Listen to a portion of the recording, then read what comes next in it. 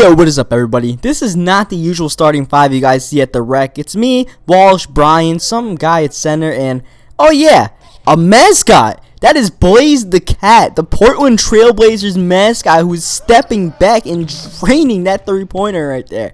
I have no idea who this guy, well, not the mascot, I have no idea who the guy playing the mascot is. This main shots guy who just knocked down another three.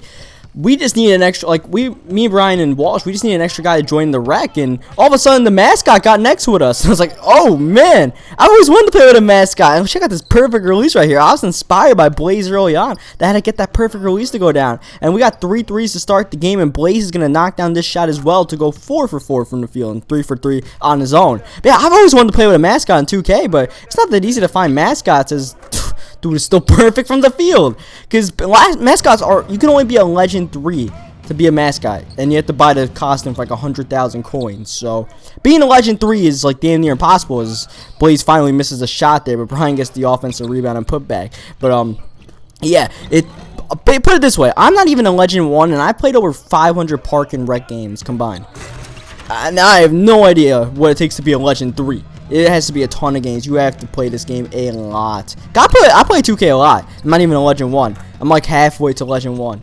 As this dude just drains yet another 3. So now that we're playing with Blaze, like, alright, let's just give him the ball. Let him go to work. Dude's a Legend 3. Let's just let him do his thing. Blaze from the 3-point line, pulling up and knocking it down.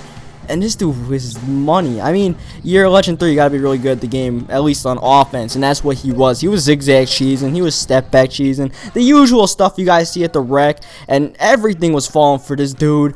But he's on our team, so it's alright. You know, as you see, he's doing some zigzag crossover. He's crossing over the entire team. That's the thing. They're like triple teaming this guy, and they still can't even stop him as they throw in lob out the inbound pass there.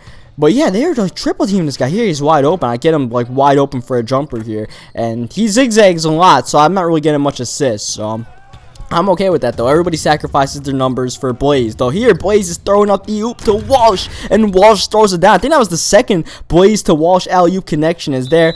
Maybe we try to force feed Blaze just a little bit too much, and we got the turnover there. We just threw it over Blaze's head. But here's Blaze pulling up for 3 and getting it to go. And this man is single-handedly putting on a show. Blaze again, bounce pass between the defense to me, and we have 5 points early on. And we're 2 for 2. We're not taking many shots. No one's really taking many shots besides Blaze. That's alright, at least in the first half of the game. As we throw the pass behind to Blaze, set some screens, get him open, and unfortunately Blaze doesn't make that shot. But that's one of the rare moments when Blaze actually didn't knock down a shot, especially in this first half. This dude was money. Absolute money.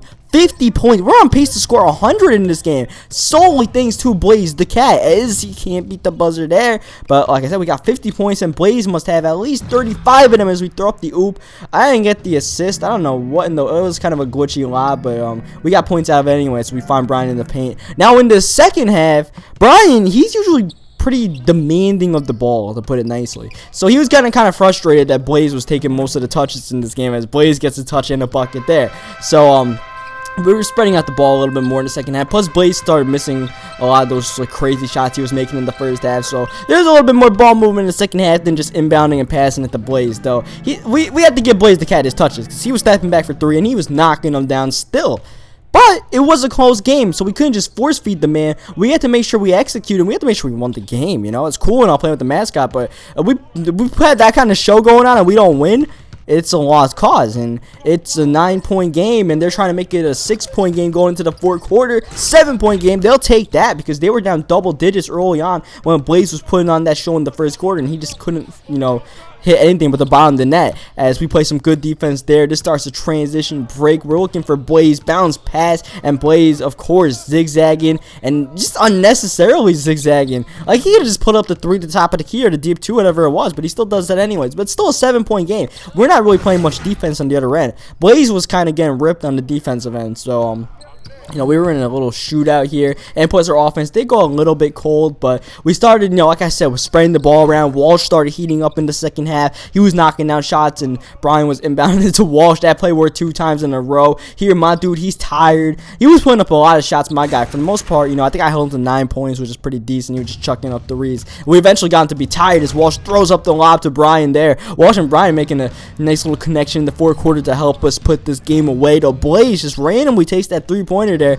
in triple coverage, doesn't get to go. Still an 11-point game, but thankfully we did start locking down in the fourth quarter as Walsh hits a dirty spin move. You're like, all right, let's run some clock, and then Walsh just had to take that shot. You hit the spin move like that, you gotta take that shot. As here we give it to Blaze, and that wasn't even like trying to force feed Blaze. That was just me, you know, penetrating, kicking, and finding Blaze as Walsh finds me open for 3, and this is actually going to be my only missed shot of the game. I only took 3 shots, so it's not really too big of a deal. But we do come through with the win as Blaze is going to go try to beat the buzzer. Can't do it there.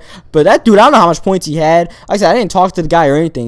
We just joined our game. He must have had half our points, and we ended up coming through with the win. So leave a like in the video if you enjoyed the mascot balling out. I sure did. Subscribe for more Madden and 2K and all that good stuff, and I'll catch you guys next time.